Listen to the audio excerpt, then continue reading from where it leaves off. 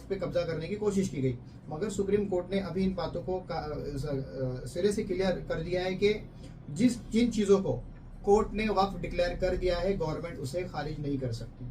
उसके अलावा वक्फ के अंदर वक्फ बाय यूजर का एक प्रोविजन था, जिसे हाल ही की सरकार ने वक्फ बाय यूजर को खारिज कर दिया था, मगर अभी सुप्रीम कोर्ट के अंदर जब ये केसेस चला तो सुप्रीम कोर्ट के अंदर वक्फ बाय यूजर को बाकी बरकरार रखा गया है, वक्फ बाय यूजर को डीनोटिफाई नहीं किया जा सकता।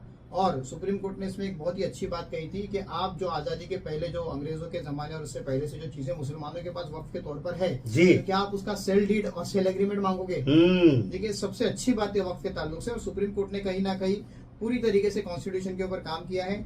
और ये भी बात देखी जा रही है कि जब से सुप्रीम कोर्ट ने सरकार के फेवर में कोई चीज नहीं लगी, तो हमारे सामने भी 2 स्टेटमेंट आए हुए हैं। सबसे पहला तो किरण रिजिजू जो लॉ मिनिस्टर है बीजेपी सरकार में, उन्होंने एक स्टेटमेंट दिया जिसमें उन्होंने कहा कि अगर इस तरीके से हम सुप्रीम कोर्ट के कामकाज में हस्तक्षेप करेंगे तो कैसा होगा। तो देखिए, किसी ना किसी तरह का सुप्रीम कोर्ट के ऊपर एक प्रेशर बनाना, उनके ऊपर एक किसी तरीके से इन्फ्लुएंस करने की कोशिश की जा रही है। उसके अलावा एक नया मुद्दा उठकर आया है।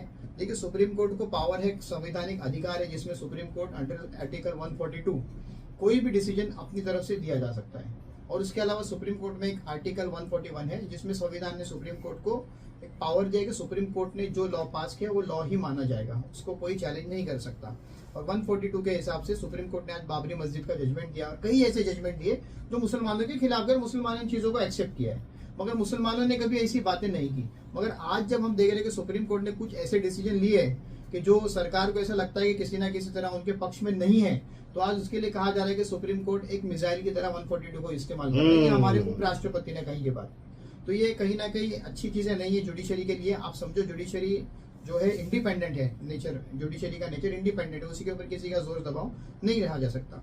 इसके अलावा वक्फ अमेंडमेंट एक्ट के अंदर एक प्रोविजन उन्होंने लाया था कि जो 5 साल तक मुस्लिम प्रैक्टिस कर रहा है तो वही सिर्फ वक्फ प्रॉपर्टी को वक्फ कर सकता है। तो देखिए, इसके ऊपर भी ये भी मामला सुप्रीम कोर्ट में पेंडिंग है, और जहां पे सुप्रीम कोर्ट इन तमाम मामलों पर इंटरिम ऑर्डर सुनाकर स्टे देने जा रहा था, उसी तरफ जो सरकार की तरफ से पक्ष रहे वकील थे, उन्होंने सुप्रीम कोर्ट से उस मामले को रुकने के लिए कहा है, और उन्होंने एश्योरेंस दिया कि हम इन चीजों के ऊपर फिलहाल अमल नहीं करेंगे, और इस तरीके से मामला सुप्रीम कोर्ट में भी पेंडिंग है। आज की प्यारी बात जो सबको अच्छी लगे, एडवोकेट अब्दुल जब्बार मोमिन जी बताइए, सभी को अच्छी लगे इस वक्फ अमेंडमेंट बिल पे।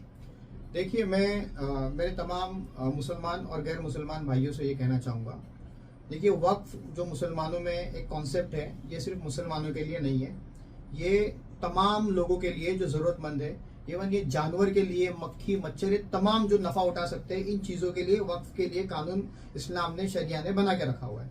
इसके अलावा मैं आपसे ये कहना चाहूँगा, सबसे अच्छी बात जैसे हमारे भाई ने कहा कि आपको अगर वक्फ पे अमल करना है तो पूरी तरीके से संविधान पे प्रैक्टिस की जाए, उसी तरीके से वक्फ के ऊपर प्रैक्टिस की जाए, और वक्फ और संविधान पे प्रैक्टिस करने से ही हमारे इस देश के अंदर एक हारमोनी रहेगी, भाईचारा बचा रहेगा, और इस तरीके से मोहब्बत बढ़ेगी।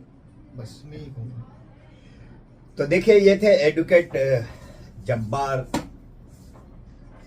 अब्दुल जब्बार मोमिन जी। बहुत ही संजीदगी से इन्होंने जवाब दिया, बहुत ही सुझाव एकदम बेहतरीन तरीके से उन्होंने प्रेजेंट किया। इसको बड़े भी पढ़ेंगे, छोटे भी सुनेंगे और बच्चे भी अमल करेंगे। मैं हूं जहांगीर असद, आप देख रहे थे न्यूज़ FK।